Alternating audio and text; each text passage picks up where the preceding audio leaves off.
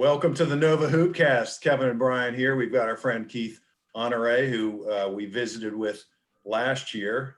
Obviously, a lot has changed since that time. But, Coach, thanks for joining us, and maybe just share a little bit what it's been like here starting practice under these circumstances. It's for all of us, and it's a little different from one county to the next. So maybe share a little bit about what it's been like for you guys. Hey, well, first off, appreciate you guys having me back. I guess I did a halfway decent job last year when you invited me back. Well, I appreciate it. It's a range of emotions, to be honest with you. You know, it's exciting. You know, if you think back, I hadn't seen my guys, since March when we first started this thing a month or so ago. I hadn't seen those guys since March, and that was a little weird. I didn't like that very much. Usually in March, you want to get away from them, and then, I've learned to have a great appreciation for them. And I learned what they really meant to me by not seeing them for so long. So it was exciting, to see those guys and be around them and conversate with them and, put your hands on them and just to have them tangible. So that was cool. And then, practice has been, a challenge. It's been weird. It's nobody's an expert at this. Everybody's new to this, and everybody's trying to feel their way through it.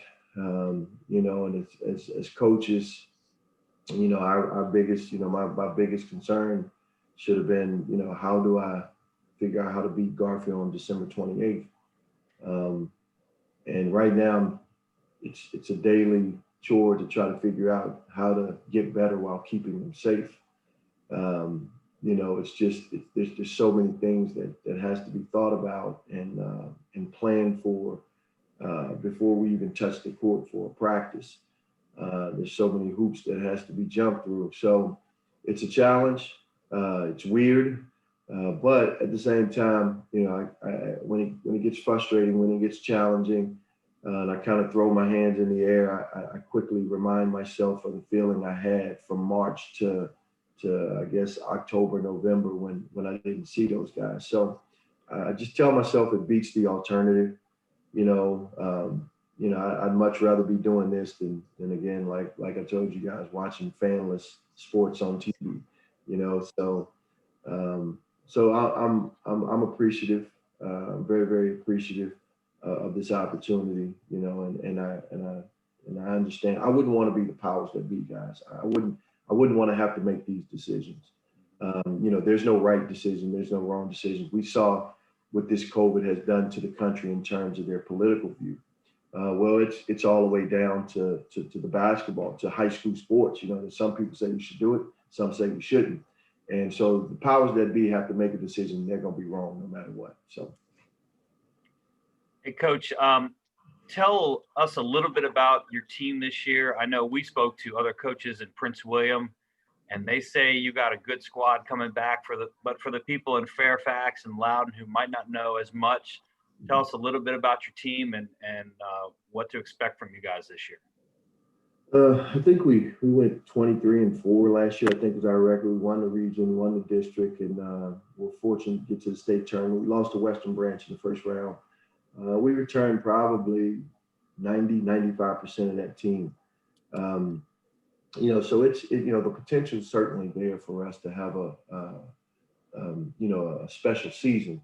But we're a team with a lot of deficiencies right now. We're a senior heavy group, so that has its advantages. But coming into the fall, we were able to play in a fall league up at St. James, and I'm glad I did it. It was initially I thought it was a complete disaster. We were just awful. We were 3-5. And I just thought it was awful. But in retrospect, I learned something about the mentality of this team through that fall league that I had to fix really, really quick. So right now, we had that disease of me, and we had, and it was kind of understandable. We had a bunch of kids looking for scholarships. you know, and I'm like, you know, well, we've never done that around here. You know, we do things the right way, and in the end, the scholarships will come. So I had to get them to get their thought process shifted, and get them back in a winning mode. And it's you know, it's so it was a little concerning, a little alerting, but you know, now we're at a place now where they understand if we play like that, what it's going to look like. So the fall league, in retrospect, was good for us because our kids saw what the outcome was going to be if we play like that. So you know, the one thing about this group, they want to win. They came here. This core group came here, and they had a lot of expectations for themselves. You know, they see those banners on the wall, and they pledged that they would get one. You know, that was important to them. And I had to remind them of that. I said, you didn't come here saying you wanted to go play college basketball. You came here saying you wanted to win a championship. Well, don't change that now.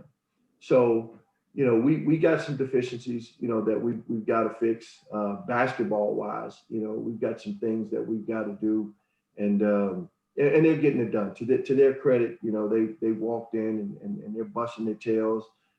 They're alert. They're active as they can be, and I think we're headed in the right direction. I think in one more week we'll be prepared for Garfield. Hey, Coach, I've had the opportunity legally and within protocols to watch you practice this year. Nice job sanitizing the basketballs and taking hand sanitizing breaks during practice. Yeah, exactly. You know, all kinds of observations I could make, but one thing that's pretty cool is it's a family affair for you. You've got a coach on the court and you've got a coach. I mean, you get a son on the court and you've got a son on your coaching staff. Can you talk to us a little bit about that? Yeah, man, I tell you, you know, it's, you know, coaching your son and certainly changed the dynamic for me as a coach. You know, it had its challenges, still has its challenges, but I'm on my third one. And, you know, my first one, oh man, I feel so bad for him. You know, I was a young coach and you know, I was still trying to figure out how to coach. I'm still trying to figure out how to coach, to be honest with you. And, you know, he didn't get the same coach that Kyle is getting, you know, and obviously he didn't get the same dad that Kyle was getting. You know, Keon got it a little better than Brandon. Brandon was my oldest. Brandon was tough. Keon got a little better, but it was still a little tougher. And then Kyle came along, and now they call me soft. You know, why you letting this dude get away with it? You wouldn't let us get away with this. So, but I tell you, man, I wouldn't trade that for anything. If I tell you, every youth coach, every volunteer coach should have the opportunity to coach their child. It just totally changes the dynamic. I mean, you guys realize Keon and I will be able to sit and talk about winning a state championship for the rest of our life. Like we'll sit on the porch, or we'll sit on the deck, or we'll sit in the yard, whatever it is, and we can always reflect back to that. You know, and then my oldest son, I won my first district championship with my oldest son. You know, that was the first championship I had ever won, and I won it with my son. You know, and we talk about that stuff a lot, you know. And then with Kyle, you know, we won a district championship, we won a regional championship. So some of my best sports memories ever, they're all with my children. So I wouldn't change that for anything. Everybody talks about the challenges, and it is a challenge, you know, to be able to decipher between the two. And it's really tough for a child to have to do that. You know, I can jump all over Kyle in the gym and then try to come home and him not bring that home with him, you know. So a lot of conversations about how we're going to manage our relationships and, you know, separating dad from coach. You know, I learned after Brandon that was really, really important conversations to have to maintain good relationships in both. So it's great. Awesome. Yeah. Hey, Keith, talk to us a little bit about Prince William County. And we're not going to go into your team too much, but you're going to be good this year. I think you're not going to say that, and I respect that, but a lot of people have been talking about you guys. But talk to us about some other good teams that you're going to face in your district and maybe in the Cardinal as well. I think, Cardinal at the end of last year, Cardinal showed that, we kind of, everybody thought we were headed down a few years, last couple of years, and we have. But I think, toward the end of the year, you saw Forest Park knock off John Champ, and John Champ was one of the contenders for the region. And Forest Park knocked them off in the first round. Woodbridge went through our district last year with only 3 losses, 2 to us and 1 to Cogan. And so the Cardinal district is going to be really good this year. I think Woodbridge will be a much improved team. They bring back a lot of those guys. They bring back the Cooper kid, the Fendon kid, the Mims kid. So they got a really core group, and I know they had a JV team that was pretty good last year. So they're going to be a formidable opponent for sure. Forest Park brings back a lot of those kids from last year that upset John Champ. And then Hilton. Hilton has the Arrington kid that was really, really good. They got some size and some length that can cause you problems. So the Cardinal district, I think this year is going to be really, really exciting. I think we're going to have some really, really good games. And for us, we have to understand, it's not going to be, we went 11-1 last year. We ended up losing to Hogan one of those games. But every night out for us is going to be a challenge because, A, we're Potomac, and then B, those guys are pretty good now. So we have to be prepared for that and getting our kids to understand that. The county itself, obviously Patriot on the other side. I think Patriot's going to be pretty good. I think Champ, with those 2 guards back, certainly changes the dynamic of Cedar Run a little bit. So I expect those 2 to challenge for the district championship out there, and expect to probably see at least those 2 and maybe 1 more in the regional tournament. So I think you're going to see some good basketball despite all of this. I do.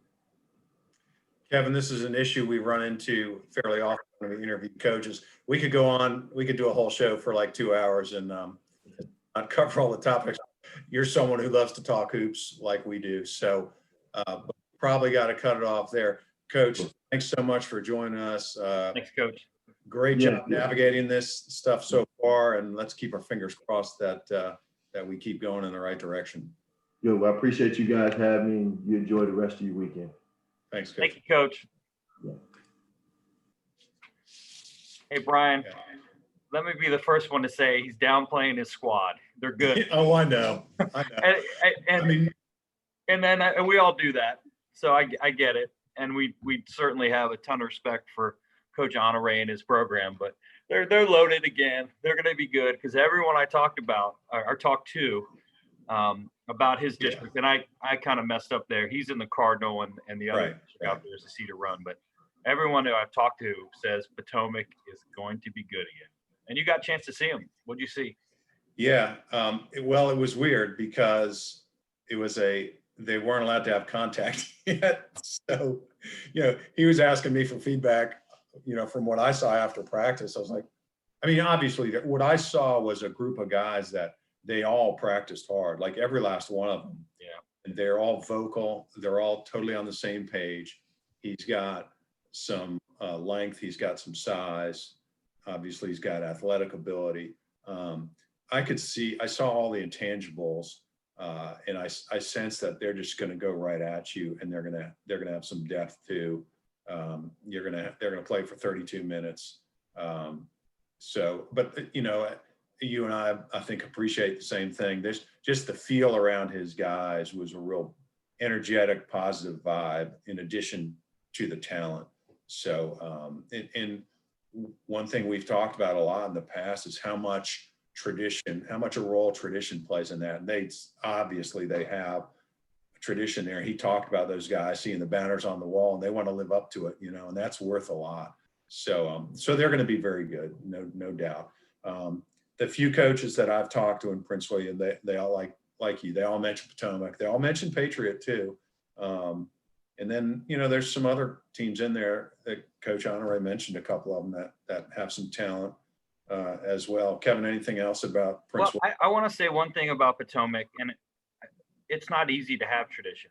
Coach Honore has been there a long time and then had to probably change his coaching style. He talked about being with his oldest son. He was a little harder on his first son, but I think coaching has changed in the last 15 years, and in order to have that tradition, one person has been there, and that's been Coach Honore, and he's probably had to change who he is, and probably allow some stuff that he didn't used to allow because the culture has changed, parents have changed, kids have changed, etc. So that's not easy. I mean, that comes with a price, and he's probably had to endure a lot of stuff. So to be a longtime coach nowadays is not easy. It's really much. Let me mention something else along those lines, Kevin.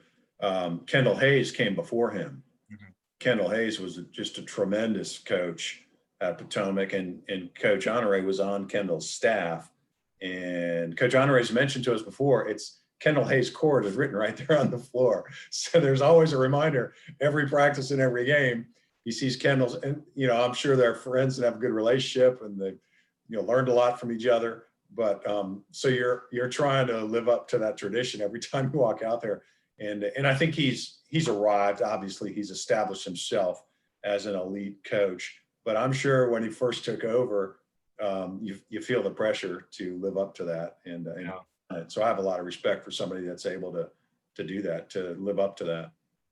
So looking at Prince William, overall, you've got two districts. You've got the Cedar Run, and you've got the Cardinal, and then we throw Manassas Park in there, a small Division II school that had a lot of success last year, where they had late transfer in Josiah Freeman, who's now at Eastern Michigan, or is it Western Michigan? I think it's Western. Yeah, he starts. He's a very good player, transfer from all 6. But looking at the Cedar Run, he mentioned Patriot and Champ, and that's kind of what I've heard as well. And Rivers doing a great job at Champ. I'm sorry, Patriot. Patriot kind of reloading, having kids who want to be a part of something. Right. And they've had a very good offseason. Coach Honore mentioned Champ with the Jasper brothers. We talked about them last time we had our show. They're twin brothers who, a lot of experience, very good players, very good athletes at Champ. I also heard for some coaches at Osborne will be pretty good. They've got a senior heavy trio of guards. Manny Ojo, who you know well, senior guard, Josh Noland, and Isaiah Breeding. His older brother Donovan played for Coach Carter at Osborne as well. And I think they're going to be good and always play hard. I don't think they're super deep, but I think they have talent. And, one of the things that Keith didn't mention is he's got a stud freshman on his team, 6'3", 6'4". Do you remember seeing him in practice? Yes, I did. Yeah. He's built. He doesn't really look like a freshman. He looks like he's 20. Well, I don't know if you know, Rocky's got a freshman too. He does. I think he's probably upset that you're mentioning that because he's trying to keep it quiet. Sorry, Rock. But I think Osborne could be in the mix. Battlefield's always had a ton of talent. They've always, kind of reloaded, always had good athletes. Unity Reed and Osborne Park kind of rounding out things. Interesting, Kevin. I think the Cedar Run, there's been a number of years where it's just been a dogfight in that league, and they've had like 4 or 5 really quality teams. It's intriguing this year because I think the league top to bottom is maybe a little down from where we've seen it for a while, and that's no knock on this year's group. It's more credit to how strong it's been. But I find it interesting to see like I think we all agree Patriots probably the odds-on favorite. I think everybody we talk to says that, but it's going to be interesting who kind of rises up to challenge them. And I think there's, several teams in that group that can do that. Well, and talking to Coach Carter, I talked to him earlier this week. He was saying, I was asking him what he thought about the district. He said, it's kind of hard to tell. Some kids have transferred out. There's a couple kids in that conference who have moved to Virginia Academy and to some other privates. So it's kind of hard to tell. You don't get to see them as much as you used to in the summer and maybe in fall league, and you're not sure exactly who they have because they just haven't been around. So it's kind of tough. But I think you're right. Patriot, Champ probably be in the top 2 with some other people, depending on how they improve. But here's a question, Brian. You got to play for the now, I think, right? You're starting off with conference games out of the way. You don't have the non-conference. You don't have the Christmas tournament. Everything counts right away. So, it might be better to have a senior experienced group this year than not. Yeah, there's no question about that. And Coach Honore bringing all those guys back, that gives him a huge advantage, I think. In addition to being a very talented group, if you've got guys that are familiar with your system, that gives you a tremendous advantage, as opposed to if you're trying to bring a bunch of young guys along and get them ready for February, like, you sometimes see some teams mature as the season goes along. Here's the other thing, Kevin, when you say you got to play for the now, I mean, you don't know what's going to happen next week. Tomorrow, you might lose some games, so a game that might be one of, 12 district games might end up being one of 8 district games for all you know. So it takes on so much more importance. So yeah, very intriguing. And, in this year, it's hard to make sense of anything. But yeah, it's definitely going to be interesting. And then over in the Cardinal, I think it's Patriots. I'm sorry, God, I keep going between Patriot and Potomac, but I think in the Cardinal it is Potomac. I think that's hands down the team to beat. I think there's some teams that could contend. Colgan, Forest Park, they were talented last year, but I know they lost at least one of their guards to transfer. Woodbridge, you mentioned, has a lot back. Hilton. I think, Hilton's in the mix too, I think. But you're right, it's kind of Potomac and then everybody else fighting, for position under them. And then, will somebody knock them off? They got knocked off by Colgan last year. I think certainly there's teams that are capable of beating them. Right. On a given. They don't start this week, Brian. They start the 28th, as Coach mentioned. So they have. Yeah, they were delayed by a week, which brings us, maybe we should transition. I don't really want to talk about COVID a lot, but we have to because it impacts every aspect of our lives. Yeah. So Prince William delayed the start of games by a week, and they were actually going no contact for a while. So maybe it's good they delayed games because you go from no contact into like 2 practices with contact, and then you play games. I don't know. There are teams out there that have been put on pause because they have some cases. I mean, I'm aware of 3 or 4 teams just off the top of my head, and I'm sure there's plenty more. And Kevin, I've also heard of some players. Some coaches have told me some players have opted out. Mm-hmm. So it's, obviously it's impacted all of us and it's going to continue to impact us for a while. And any thoughts you have? You're in a little different position. I'm sure you've been in a million Zoom meetings about all this, trying to put seasons and schedules together and contingency plans and all. If anyone asks me what I've been doing, I just tell them I've been in Zoom meetings, which is a lot of different occupations out there. But yeah, I think I know of a couple schools here in Loudoun, and one that I'd like to use an example without giving the name is, they had an issue with COVID during tryouts. So they had tryouts for 2 days, and the third day they went into a 2-week quarantine. Oof. So their next practice is going to be a game. So they're essentially still trying out on game day, which is crazy. Yeah.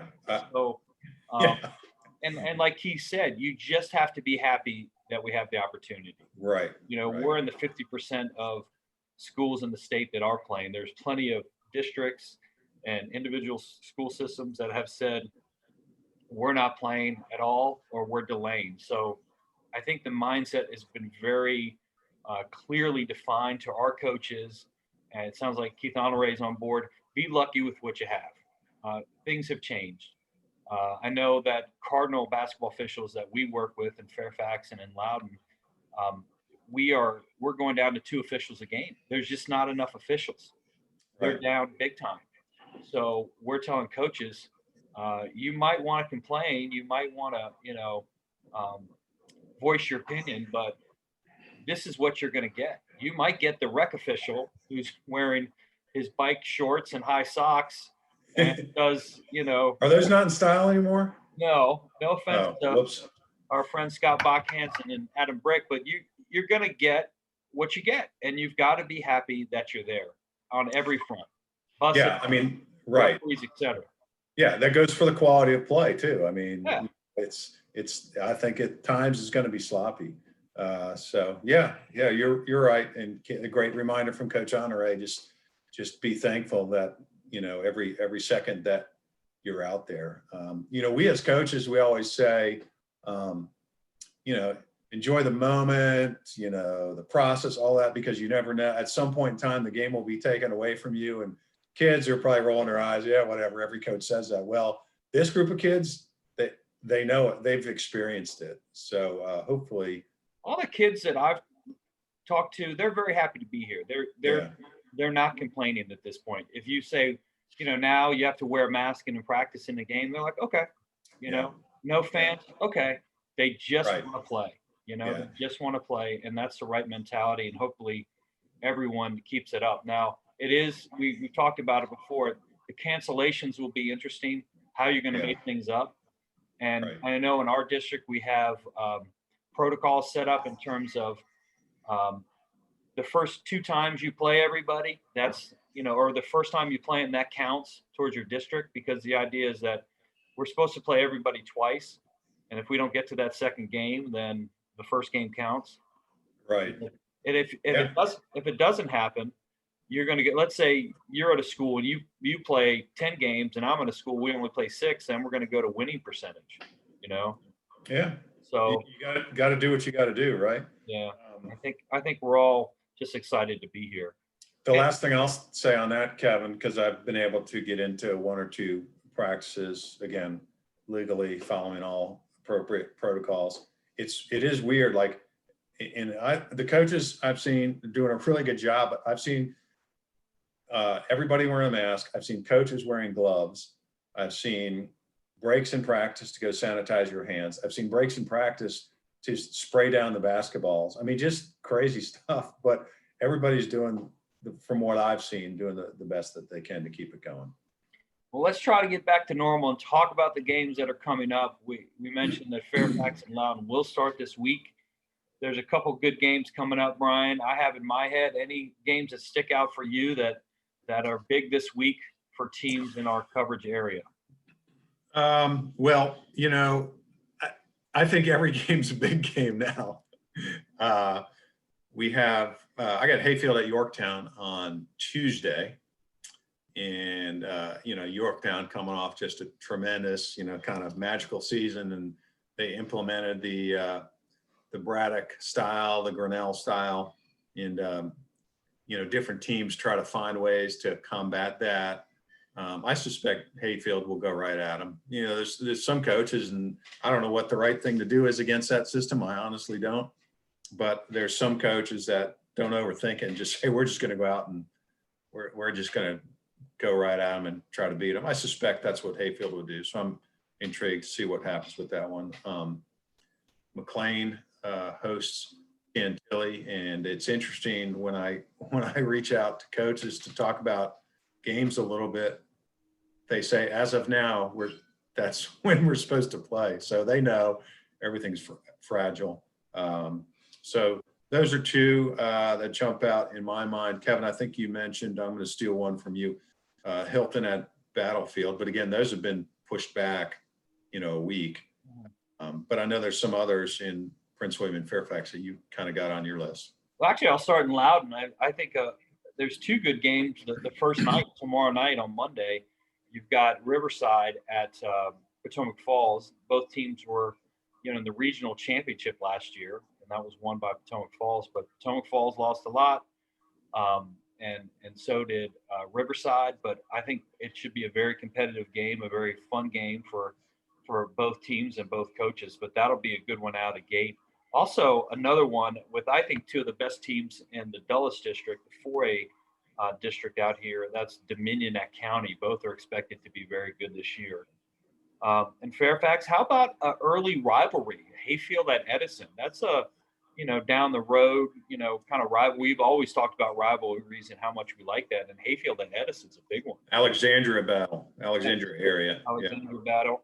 And going along those same lines, the following day on Tuesday, you have Wakefield at W&L. That used to be like, the game you look forward to. That's not the game you open up with. Right. So, yeah. It's a shame you won't have any fans there. I know. Yeah. You think about those rivalry games I mean, part of what makes them great is the crazy crowds you get. Yeah.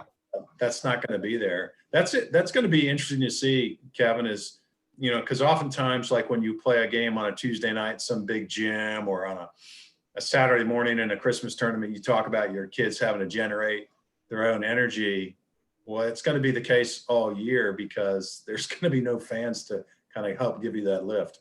Well, it reminds me, going through the protocol here in Loudon, it reminds me a little bit of an AAU tournament. You've got your freshman team coming in, putting their stuff on the bench, and then when they're done, they take their stuff off, and the JV team comes on and they take their stuff off, and you just leave. You leave right after your game. Even the kids don't get to watch.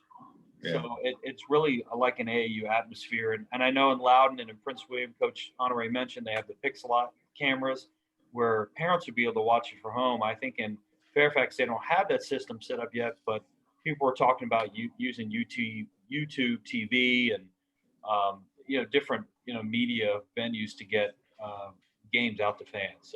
So my question, I don't know if I asked you this or somebody, like, are they going to have like the chat open on like YouTube? So if you want to complain about officiating or coaches, you can just type it right into the chat instead. I hope not. But it'll be an experience. You can't. It's not like the NBA. They play music, right? You're sitting at home watching on TV. I'm sure they play the same music and crowd noise. We don't have crowd noise. Maybe someone will come up with that. Maybe somebody does, but we're not planning on doing that as of yet.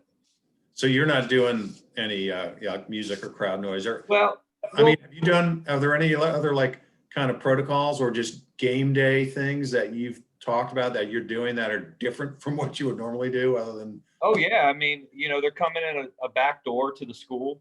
Yeah. They're coming in at a certain time. On the bus, they have to sit on it. There's a seating chart where you can sit on the bus. Yeah. You have a list of who's coming in. Are the benches spread out like you see in college and NBA games? Yeah, I mean, when let's say you come in, it's freshman games being played, and the JV team comes in, you check them in with your coach, you lead them around to the other side of the court, and they have to sit on an X on the bleachers, so they're socially distanced. And here we're going to have them, as the freshman game ends, we're going to have them come back around to the other side of the bleachers that we put in, and they're going to kind of warm up and stretch on the side, and have their stuff with them. So it'll be a very different feel. I think we'll try to play some music here and there. I know we're going to do starting lineups and try to keep it as normal as possible. But again, without crowds, without the people there, it'll be a very different vibe. I just have this feeling, and I think you do too, that the kids are really going to appreciate being able to play. And I don't think, at least initially, I don't think they're going to let the lack of fans and all that impact them too much, because we've all been, basically benched, since March for the most part. I know some kids have had opportunities and there's been some AAU and stuff here and there, but just to be able to get out there, I think generally speaking, the kids are going to be thrilled to be out there. And I'm hoping next time we do our Hoopcast, we're actually talking about games that took place. I hope so. And here's an interesting point. What about the coaches who were loud and demonstrative? They're going to be in a gym with nobody there, and you're going to hear them. That'll be interesting to see if coaches kind of bring things in a little bit, or if they just say, "This is who I am. I want to be loud in a loud gym or an empty gym. Doesn't matter to me." Well, speaking of that, I think for once we talked about Potomac Falls without mentioning their coach's name. We're not going to mention his name. We talk about that guy. We've been accused. Accused, Brian, of pandering to Coach Hawes, and you mentioned his name. Yeah, sorry, but we've been accused of that, so we don't want to be accused of that anymore. So sorry. Right. Hey, one last game, Brian. One last game. Go ahead. South County at West Potomac. Always been a very good game. South County state champ last year, co-state champ with Centerville. Going to be good again. Andre Spieth. We haven't talked about Fairfax, but that's going to be a good game on Wednesday for those two teams. So that'll be, if we watch, that'll be exciting to watch. Yeah, they're loaded. They're South County and Lake Braddock again are just absolutely loaded, both of them. So you're right, and same thing. When we said about Hayfield going to Yorktown, they'll go right on mean, I think West Potomac's not going to back down. I mean, they're not going to be intimidated. That'll be a fun battle to watch. Yeah. Hey, So- Kevin, if there's no more games to talk about, we did have National Signing Day recently. And there's two basketball guys from our area that signed to play football, were committed to play football, both from Centerville High School, and both, all region, all state level players. And Avery Ford committed to Old Dominion. He's a wide receiver. I saw him play football last year. I think I saw him play against TC at the St. James because I wanted to see what football liked in the St. James. And, he caught like 12 passes or something like that. And then Chris Kozemka, the point guard coming off ACL surgery, is committed to play football at Tech. And, obviously we're excited for both those guys, but, for Kozemka, really, coming off the injury and being able to get to the point where he's able to, not only play in high school, but continue his career in college. Interesting thing with him is maybe with both those guys, I think Ford was leaning towards football from what I understand most of the time, but I think Chris Kozemka, was going back and forth about which sport, he wanted to try to pursue in college. I didn't have that problem myself back in my playing day. So he, obviously he's chosen football, and there's kind of a long line of walk-ons from Northern Virginia that have gone down to Tech and had some success. Yeah, good news for them. What Brian's discussing is the early signing period for football that happened this past week. But congratulations, two great basketball players, but obviously great athletes as well. I want to throw in two other basketball football players that are kind of moved on, and it's been a couple of years, but Brian Cobbs from Hayfield, he plays football at Maryland, and we saw him hit a huge shot to have Hayfield win in the state tournament, I think. Yeah. Over at Robinson years ago, hit a huge shot, but doing great things. Had his first plays defense, but had his first touchdown for the Terps. And then Cody Dang, football, basketball player for Champ High School, ended up, going to VMI for football, transferring to Independence from Last Chance U. If anyone watches that, he was on Last Chance U, and then he left there and he went to Cal Berkeley, and he just graduated. So congratulations to him. Great person, great athlete, great basketball player. So just, good stuff happening for Nova athletes. Absolutely. Well, Kevin, I think we probably have we're probably up against our time limit.